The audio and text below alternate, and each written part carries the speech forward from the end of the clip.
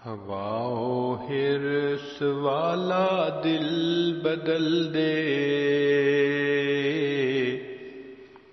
میرا غفلت میں ڈوبا دل بدل دے۔ پھر جو آخری راتیں ہیں نا، آخری عشرہ، یہ اور زیادہ اللہ تعالیٰ کی طرف سے قبولیت کا عشرہ ہے۔ اتق من النار، حدیث پاک میں نبی صلی اللہ علیہ وسلم نے فرمایا کہ اللہ تعالیٰ بندوں کو جہنم سے بری فرما دیتے ہیں۔ ہم پورے سال میں ایک رمضان کے آخری عشرے کے 10 راتیں ہی صحیح کوشش کر لیں۔ اب کوئی کہے گا جی کہ مجھ سے تو 10 راتیں نہیں جاگا جاتا، چلو بھائی 10 راتوں کی بجائے طاق راتیں 5 راتیں ہی صحیح۔ اب اللہ کو پانے کے لیے پورے سال میں صرف 5 راتیں ہیں، اور فرمایا کہ دیکھو وہ جو 5 راتیں ہیں نا، ان میں سے ایک رات ہے جس کو ہم نے لیلۃ القدر بنا دیا۔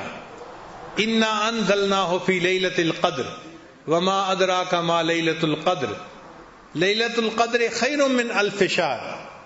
وہ جو لیلۃ القدر ہے 1000 مہینوں کی عبادت سے بہتر ہے۔ 1000 مہینوں کو اگر آپ جمع کریں کہ 12 مہینے کا 1 سال، تو یہ 80 سال سے زیادہ کی عبادت بنتی ہے۔ اور عجیب بات کہ اس امت کی عمریں 80 سال کم و بیش ہوں گی، بین 70 و 60، 60-70 کے درمیان۔ تو گویا اللہ تعالیٰ یہ فرمانا چاہتے ہیں کہ ہم اس رات میں بندے کی پوری زندگی کے گناہوں کو معاف فرما دیتے ہیں۔ تو ایک رات میں پوری زندگی کے گناہ معاف، یہ بھی اللہ تعالیٰ کی کتنی مہربانی ہے۔ اچھا، بعض دوست سوچتے ہیں کہ جی ہمیں کیا پتہ لیلۃ القدر کب ہے؟ ہاں بھئی پتہ تو کسی کو نہیں ہے، لیکن ہم اگر کوشش کریں تو ہم لیلۃ القدر میں عبادت کا درجہ پا سکتے ہیں۔ نبی علیہ السلام نے حدیث مبارکہ میں نشانیاں بھی بتائی ہیں۔ وہ ایسی رات ہے جبریل علیہ السلام فرشتوں کو لے کر نازل ہوتے ہیں، گلیوں کے موڑ کے اوپر جھنڈے لگا دیے جاتے ہیں، رحمتیں نازل ہوتی ہیں، اور یہ فرشتے دعا مانگنے والوں کی دعاؤں پر آمین کہتے ہیں، ان سے مصافحہ کرتے ہیں۔ کیسے نور کی رات ہوگی بھائی؟ لیکن ہمیں یہ نہیں پتا کہ وہ رات ہے کون سی، مگر اللہ تعالیٰ نے بندوں کو محروم بھی نہیں رہنے دیا، اشارہ کر دیا۔ ہم لوگ اسکول میں جب پڑھتے تھے نا، تو جب امتحان قریب آتے تھے تو اپنے ٹیچرز کے پاس جاتے تھے کہ سر ذرا اس پیپر کا گیس لگا دیں۔ اب گیس کیا ہوتا ہے کہ وہ اندازہ لگا دیتے ہیں کہ کون سا کویسچن آئے گا، کیونکہ ان کا تجربہ ہوتا ہے، تو واقعی ان کے گیس بڑے کامیاب ہوتے ہیں۔ خاص طور پہ ہمارے کچھ قریبی دوست ہیں، سارا سال دفتروں میں کام کرتے ہیں، اور جب وفاق کا امتحان ہوتا ہے تو 1-2 ہفتے پہلے ہمارے جامعہ میں آ جاتے ہیں، اور وہاں کے اساتذہ سے وہ گیس لگواتے ہیں کہ کون کون سے سوال آئیں گے، اور ان کو کہتے ہیں کہ ہمیں ان کی تیاری کر دو، اور اللہ کی شان کہ وہ تیاری کر کے امتحان دیتے ہیں، جو جدن پاس ہو جاتے ہیں۔ تو یہ گیس کئی دفعہ بڑے کام آتے ہیں۔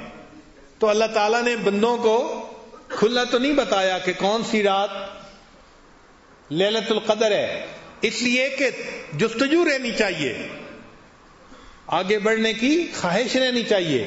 اگر بتا دیتے تو لوگ سارا سال آرام سے سوئے رہتے، اور جی لیلۃ القدر آئے گی بس اس رات پہ عبادت کر لیں گے۔ تو اللہ تعالیٰ نے چاہا کہ میرے بندے جستجو میں تو لگے رہے، مگر ایک اشارہ کر دیا۔ وہ اشارہ کیا کیا؟ فرمایا کہ تنزل الملائکۃ والروح فیہا باذن ربہم من کل امر سلام۔ وہ جو رات ہوتی ہے اس میں سلامتی نازل ہوتی ہے، رحمتیں نازل ہوتی ہیں، برکتیں نازل ہوتی ہیں۔ اب وہ 10 بجے برکتیں شروع ہوتی ہیں، 11 بجے شروع ہوتی ہیں، 12 بجے، ہمیں اس کا کوئی پتہ نہیں ہے، لیکن ایک بات پکی ہے، اللہ فرماتے ہیں حی حتی مطلع الفجر، یہ جو برکتیں نازل ہوتی ہیں جب بھی شروع ہوتی ہیں یہ مطلع فجر تک رہتی ہیں، یعنی سحری کا وقت ختم ہونے تک یہ رہتی ہیں۔ لہذا ایک دستور مل گیا، ہم ہر رات میں جب سحری کرنے کے لیے اٹھیں وہ آخری لمحات ہوتے ہیں، تو ہم اس وقت 2-4 رکعت تہجد کے پڑھ کے دعا مانگیں اور سحری کریں، اور پھر سحری کوشش کریں کہ ہم وقت ختم ہونے سے آدھا گھنٹہ 20 منٹ پہلے ختم کر لیں. اور وہ جو سحری تک کا وقت ہے نا 15-20 منٹ کا، یہ بڑا قیمتی وقت ہے. اگر ہم نے رمضان کی ہر رات میں ان 15-20 منٹ میں دعا مانگی تو کوئی نہ کوئی رات تو ہوگی نا کہ جو لیلۃ القدر کی ہوگی، اور وہ لیلۃ القدر کی جو ہے برکتیں سحری کے وقت تک رہیں گی. تو ہمیں گویا لیلۃ القدر میں دعا مانگنے کا اور عبادت مانگنے کا ثواب مل جائے گا. تو اس طرح سے ہم لیلۃ القدر میں ثواب حاصل کر سکتے ہیں آسانی کے ساتھ. تو سحری اور افطاری کے یہ 2 اوقات بڑے قیمتی ہوتے ہیں. اس وقت میں اللہ سے دعائیں مانگیں اور اپنی ساری پریشانیوں کو آپ اللہ کے سامنے پیش کریں، سب مصیبتوں کو اللہ کے سامنے پیش کریں. اللہ تعالیٰ مغیر الاحوال ہیں، وہ ساری پریشانیوں کو ختم بھی کر دیں گے، سب مصیبتوں سے نجات بھی عطا فرما دیں گے.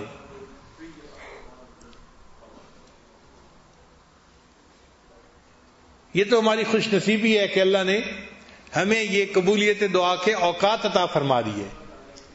تو رمضان مبارک کے ان اوقات میں مرد بھی دعائیں مانگیں، عورتیں بھی دعائیں مانگیں. جب مانگیں گے نا تو آپ کا دل گواہی دے گا کہ دعائیں قبول ہوئیں اور اللہ تعالیٰ نے رحمت فرما دی. پھر آپ رمضان کے انتظار میں رہا کریں گے. جیسے نبی علیہ السلام رمضان کا انتظار فرماتے تھے نا، دعا مانگتے تھے اللہم بارک لنا فی رجب و شعبان وبلغنا رمضان. اے اللہ رجب اور شعبان میں برکتیں عطا فرما اور ہمیں بخیریت رمضان تک پہنچا. پھر ہماری بھی یہی حالت ہوگی کہ ہم بھی انتظار میں رہیں گے. کتابوں میں لکھا ہے کہ ہمارے اکابر جب رمضان گزرتا تھا تو 6 مہینے تک رمضان کے اعمال کی قبولیت کی دعائیں کرتے رہتے تھے. اللہ رمضان میں جو تراویح پڑھی، تلاوت کی، روزے رکھے، ان کو قبول فرما. 6 مہینے تک قبولیت کی دعا مانگتے رہتے تھے. اور جب 6 مہینے گزر جاتے تھے تو اگلے 6 مہینے آنے والے رمضان کے بخیریت آنے کی دعائیں مانگتے رہتے تھے کہ اللہ ہمیں بخیریت رمضان تک پہنچا دے، اگلے رمضان تک پہنچا دے. یہ رمضان کا مہینہ اتنا برکتوں کا مہینہ ہے. تو دیکھیے سحری میں بھی دعائیں قبول، افطاری میں بھی دعائیں قبول. مومن کے تو مزے ہیں، اس کو کہتے ہیں 5 گھی میں اور سر کڑائی میں. لطف ہے، مزہ ہے مومن کا.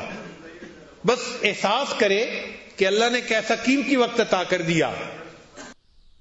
میری فریاد سن لے میرے مولا، بنا لے اپنا بندہ دل بدل دے.